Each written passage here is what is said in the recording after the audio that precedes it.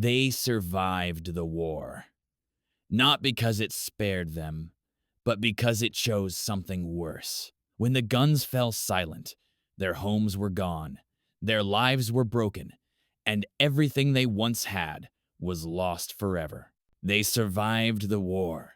They were not killed by bombs or bullets, yet what they lost could never be recovered.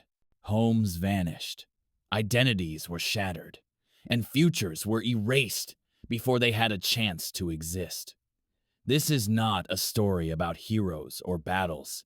It is a story about ordinary people who lived through the war, only to lose everything that once gave their lives meaning. Before the war reached their streets, life was simple and predictable.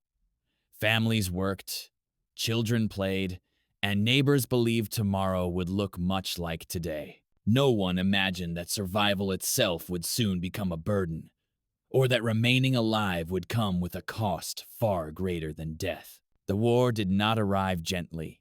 It came without warning, tearing through cities and homes in moments. Sirens drowned out voices, explosions erased entire neighborhoods, and families were separated without goodbyes. For civilians, there was no front line, only chaos. To survive meant adapting to fear. Days were shaped by uncertainty, nights by anxiety. Food was scarce, safety was fragile, and every decision felt like a gamble. Survival was no longer living. It was enduring one day at a time. When the fighting stopped, many believed life would return to normal. Instead, they found ruins where their homes once stood. The war was over, but what had been destroyed did not come back. Survival offered no reward, only loss.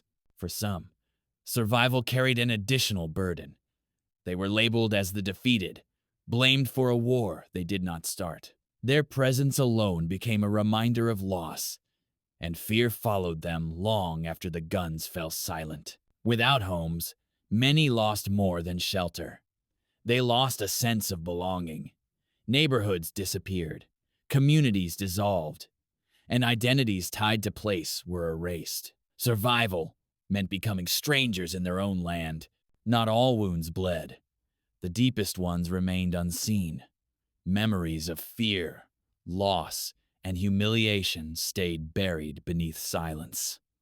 Survival demanded strength, but speaking about the pain was often forbidden. War forced impossible choices. Some followed orders, others followed conscience.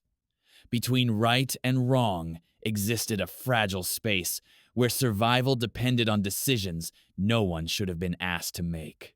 History remembers generals and battles. It rarely remembers civilians who survived only to lose everything else. Their stories were not written in books, yet they shaped the aftermath of the war more than any victory ever could.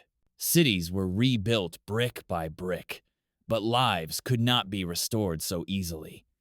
Survivors carried memories that no reconstruction could erase. Survival meant learning how to live with absence. Years passed, yet memory remained. Not to seek pity, but to remind future generations that survival alone does not mean victory. The cost of war continues long after it officially ends. They survived the war, but lost everything that once defined their lives. Their homes, their certainty, their future. And perhaps that is the quiet truth of war. Survival is not always the same as being saved.